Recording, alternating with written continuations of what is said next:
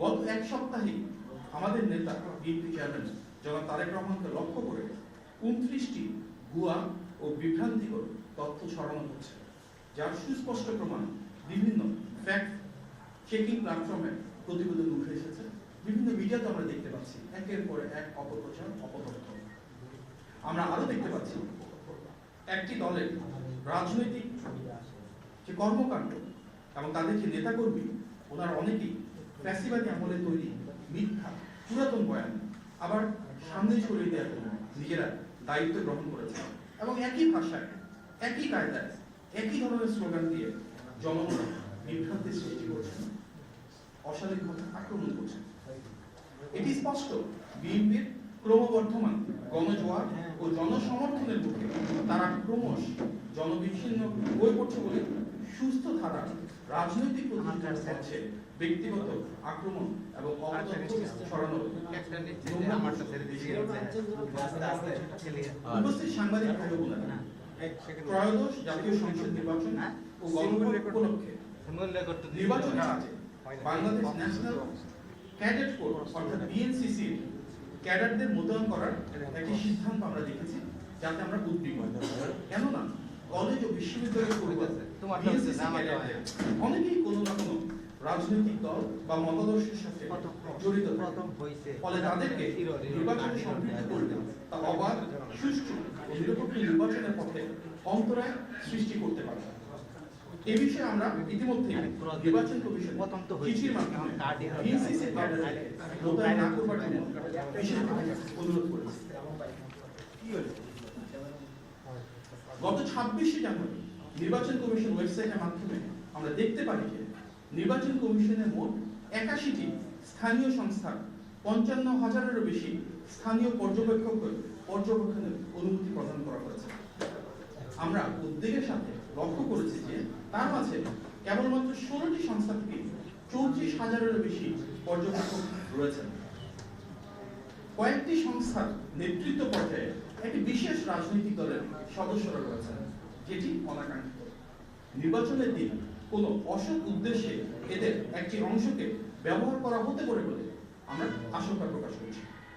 বর্তমান প্রেক্ষিতে নির্বাচনে লেভেল প্লেইং ফিল্ড নিশ্চিত করতে নির্বাচন কমিশনকে আমরা নিম্নোক্ত পদক্ষেপ নেওয়ার জন্য আহ্বান জানাচ্ছি। 1. পর্যবেক্ষকদের সম্পূর্ণ তালিকা সরকারের বিভিন্ন সংস্থার মাধ্যমে যাচাই বাছাই করে রাজনৈতিক ও প্রার্থী সংশ্লিষ্ট ব্যক্তিদের তালিকা থেকে বাদ দেওয়া। যেসব সংস্থার নির্বাচনে পর্যবেক্ষণের অভিজ্ঞতা কম, তাদেরকে নির্বাচন পর্যবেক্ষক সংখ্যা কমিয়ে আনা। 2.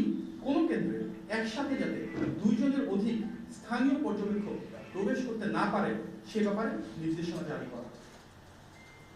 প্রিয় সাংবাদিক ভাই ও বোনেরা, বিএনপি শুরু থেকে রাষ্ট্র সংস্কারের পক্ষে সুস্পষ্ট, সুনির্দিষ্ট অবস্থান গ্রহণ করেছে।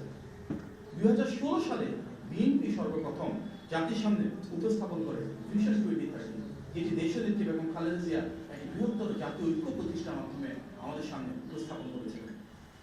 2022 সালে ঘোষণা করা হয় 27 দফা, যেটি বিএনপির তৎকালীন ভারপ্রাপ্ত চেয়ারম্যান জনাব তারেক রহমান ঘোষণা করেছিলেন, এবং 2023 সালে যুগপৎ আন্দোলনে শরীক প্রতিটি রাজনৈতিক দলকে একটি প্ল্যাটফর্মে এনে ঐতিহাসিক 31 দফা উপস্থাপন করেন জনাব তারেক রহমান। দ্বিকক্ষ বিশিষ্ট সংসদ ব্যবস্থা প্রবর্তনের প্রস্তাব সবার আগে কিন্তু বিএনপি জাতির সামনে উপস্থাপন করেছিল সেই 2016 সালে।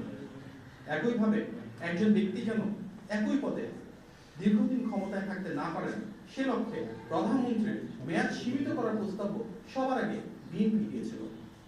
2014 সালে আমাদের নেতা জনাব তারেক রহমান মেধাভিত্তিক নিয়োগ ব্যবস্থাকে উৎসাহিত করতে কোটা ব্যবস্থার সংস্কারের মাধ্যমে 5% ভিতরে নিয়ে আসার কথা বলেছিলেন। এই ধারাবাহিকতার অংশ হিসেবেই বিএনপি আগামী জাতীয় নির্বাচনে রাষ্ট্র সংস্কারের পক্ষে, গণভোটে হ্যাঁ পক্ষে দৃঢ়ভাবে অবস্থান নিয়েছে, জনগণের সাথে সম্পৃক্ততা গড়ে তুলছে এবং ইতিমধ্যেই দলের শীর্ষ নেতৃবৃন্দ বারবার এ বিষয়ে ঘোষণা দিয়েছেন।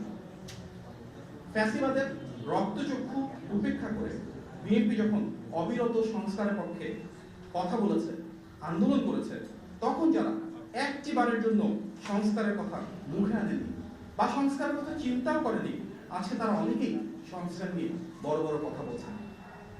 সংস্কারের জনক, ধারক ও বাহক ঐতিহাসিকভাবে বিএনপি আর সেই দলটিকে নিয়েই আমরা দেখছি তথাকথিত নব্য সংস্কারবাদীরা বিভ্রান্তি ও অপপ্রচার ছড়াচ্ছে, যা বিস্ময়কর। বিএনপি বিশ্বাস করে জনগণের ক্ষমতায়ন তথা ভোটাধিকারের মাধ্যমে ইনশাআল্লাহ একটি গণতান্ত্রিক জবাবদিহিমূলক ও আধুনিক রাষ্ট্র ব্যবস্থা গড়ে তোলা সম্ভব। আর সেই পথযাত্রায় সংস্কারে সব দল মত পথের প্রতিটি গণতান্ত্রিকভাবে রাজনৈতিক দলের সহাবস্থান, পারস্পরিক সম্মানবোধ এবং একসাথে কাঁধে কাঁধ মিলিয়ে কাজ করে ইনশাআল্লাহ আমরা আগামী বাংলাদেশ বিনির্মাণ করতে পারবো। আজকের এই সংবাদ সম্মেলনে আপনারা উপস্থিত হয়েছেন, ধৈর্য ধরে আমার কথা শুনেছেন, সেই জন্য ধন্যবাদ। আসসালামু আলাইকুম। চট্টগ্রামে আমাদের আমির বক্তব্য করেছেন যে স্বাধীনতা তারই উনি বলেছেন যে উনি হাত ধরে নিয়ে গিয়েছিলেন মানে ইতিহাসের। আমরা গতকালকে দেখেছি জামাতে এখন চট্টগ্রামে সমাবেশে বলেছিলেন যে কর্নেল উইলিয়ামের সবার আগে উই রিপোর্ট বলে চিৎকার করে উঠেছিলেন। দেখুন, মুক্তিযুদ্ধের ইতিহাসটা একটা মীমাংসিত বিষয়, সারা বাংলাদেশের প্রতিটি মানুষ জানে যে সত্য, যে সঠিক। ফ্যাসিবাদী বয়ানে মুক্তিযুদ্ধের ইতিহাস করা, এই দায়িত্ব কেন একটা রাজনৈতিক দল নিচ্ছে সেটি ওদের একটা প্রশ্নের লাগে। আমরা সবাই জানি যে শহীদ প্রেসিডেন্ট জিয়াউর রহমান বাংলাদেশের স্বাধীনতার ঘোষক ছিলেন। সবার আগে তিনি উই রিপোর্ট বলেছিলেন অন্যান্য সেনানীদেরকে সাথে নিয়ে। সুতরাং ইতিহাসের যে অনিবার্য সত্য সেটিকে সবার ধারণ করা উচিত। বিশেষভাবে যে রাজনৈতিক দল মহান স্বাধীনতা যুদ্ধে ভিন্ন অবস্থান ছিল, বাংলাদেশের স্বাধীনতার বিপক্ষ অবস্থান নিয়েছিল, এবং যে দলের অনেক শহীদের রক্ত এবং আমাদের মা বোনদের সম্ভ্রমের সাথে জড়িত ছিল, সেই দলের যিনি নেতা, তিনি যদি নিজেই ইতিহাস বিকৃতিতে কোনো বয়ান তৈরি করতে চান, দেশের মানুষ তাতে স্বাভাবিকভাবে স্তব্ধ। আমরা মর্মাহত এবং বিশ্বাস করি যা সত্য, যা সঠিক, যা ন্যায়সঙ্গত, সেটি দেশের মানুষের সামনে নির্মমভাবে এবং সেটি হচ্ছে আগামী বাংলাদেশের সবার প্রশাসন। আমরা প্রতিটি রাজনৈতিক দলের পারস্পরিক সৌহার্দ্য সম্প্রীতির কথা বলে এসেছি। সুতরাং ইতিহাসকে নিয়ে মিথ্যাচার কোনোভাবেই কাম্য নয়। আমরা ইতিমধ্যে ইশতেহারের কাজ অনেকটুকু গুছিয়ে এনেছি। বিএনপি সে রাজনৈতিক দল যেটি বিভিন্ন শ্রেণী পেশার মানুষের সাথে এবং সাংগঠনিক কাঠামো ব্যবহার করে দেশব্যাপী ইশতেহার এবং আমাদের 31 দফা নিয়ে 27 দফা নিয়ে অনেকগুলো কর্মসূচি গ্রহণ করেছি। তার আলোকে আমাদের ইশতেহার অনেকটাই প্রস্তুত। একটি পরিকল্পনা আছে, আগামী শুক্রবার আমরা ইশতেহার ঘোষণা করতে পারি, সেটি চূড়ান্ত হলে আমরা আপনাদের অবগত করব।